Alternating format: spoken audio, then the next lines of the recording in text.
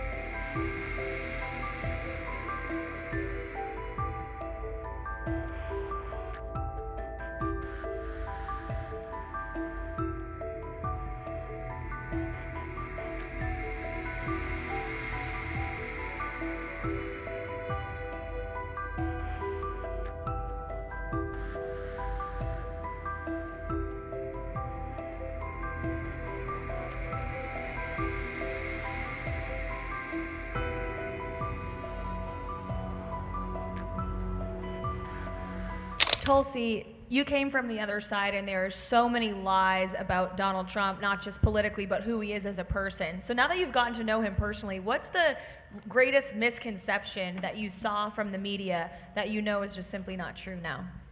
I mean, you've heard these incredible stories, you know, that they like to say, well, Donald Trump is only for Donald Trump.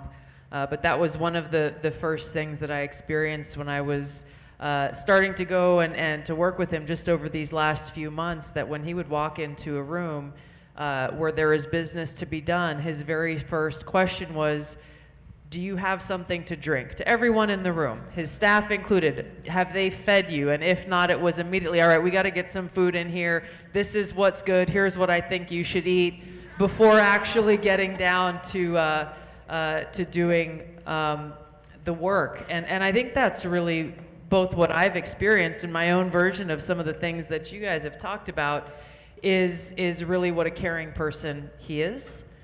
The other misconception that the media tells you is that it's very hard to work with him and for him, because he's not going to listen to anybody, and he's only going to do what he wants to do. I've experienced the exact opposite, that when sitting with a group of people, he's asking sincere questions, and he's listening to those answers.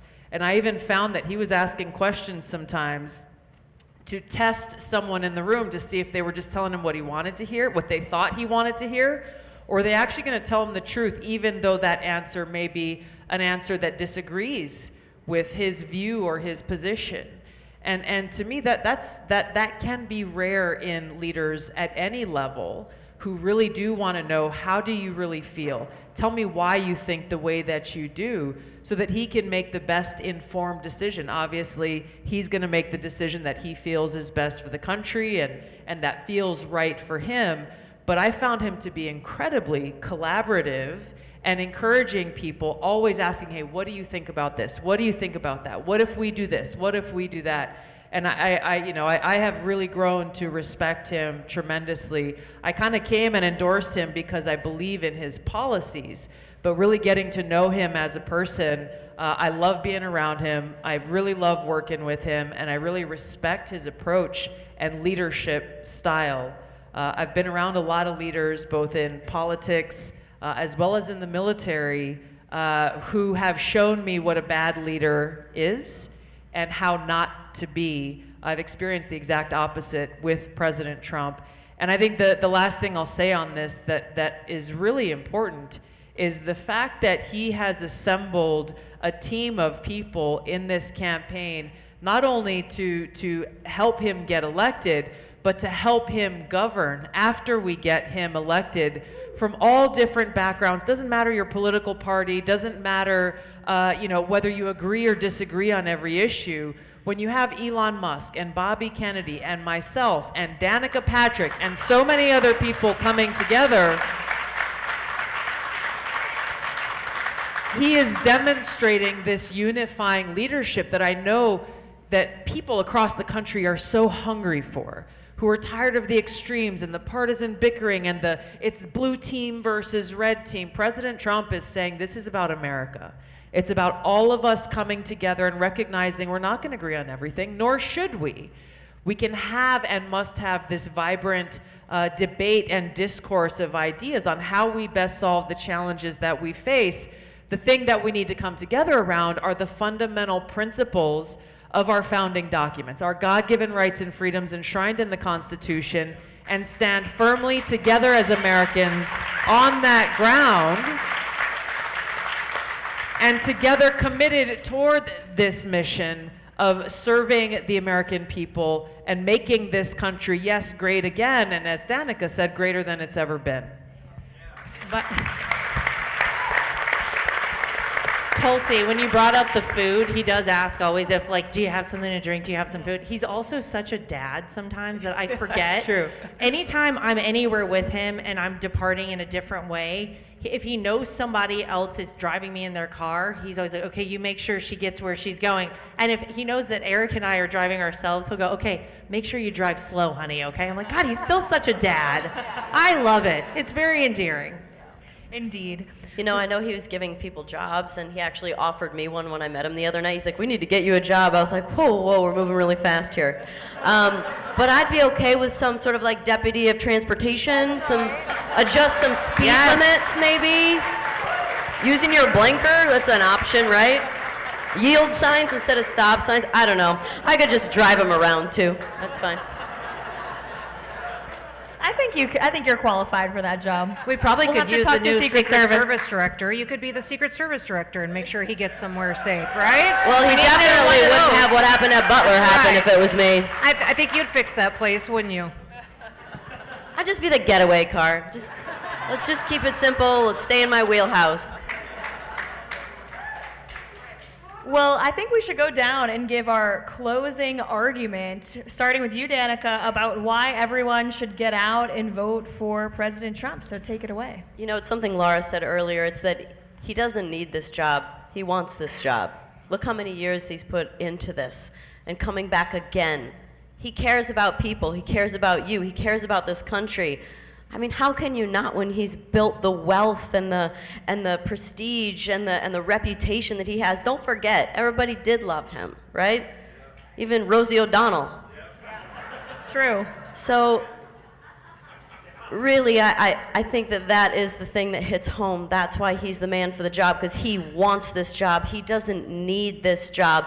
And if somebody is willing to stand in the line of fire willingly after getting shot, then that's the person that you want standing up for you. They always say, like, you want the person next to you, somebody that you could go to war with. You could go to war with him. And on top of it, he'll end the wars, because there was no new wars with him either. And then we can maybe keep some of that money back here and take care of, like, certain things that happen in Maui with the fire, or Asheville with the hurricane. That's the stuff that we need that money for. So end wars, but he's the one you want to go to war with, because he's the one that's going to stand up for you because he cares about you.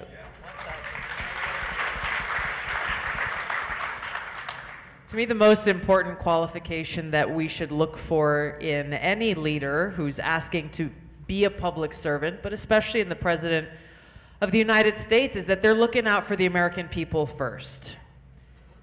We've seen over the last 4 years under the Harris-Biden regime that they are looking out for everyone else but the American people.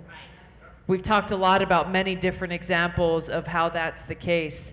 But what I appreciate about President Trump's leadership, and this is a message that Bobby Kennedy and I have been traveling across the country and sharing with with voters who may not have voted for Donald Trump before, who may have been lifelong Democrats, people who have never voted before in their lives and are looking for a reason why they should vote for President Trump.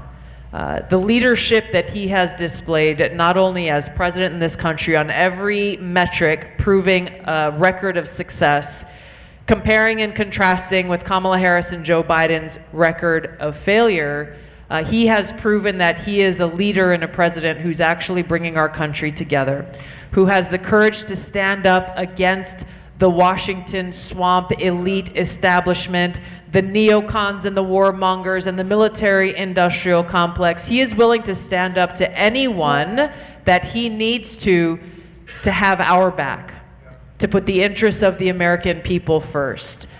This is the kind of change that we need in our country right now. And to me, this is the kind of change that can truly be transformational and that can reignite that spark in the hearts of so many people who feel unheard, who feel left behind, who feel hopeless, that this is our time to ensure we have a government of, by, and for the people, and that we have a president who's looking out for us.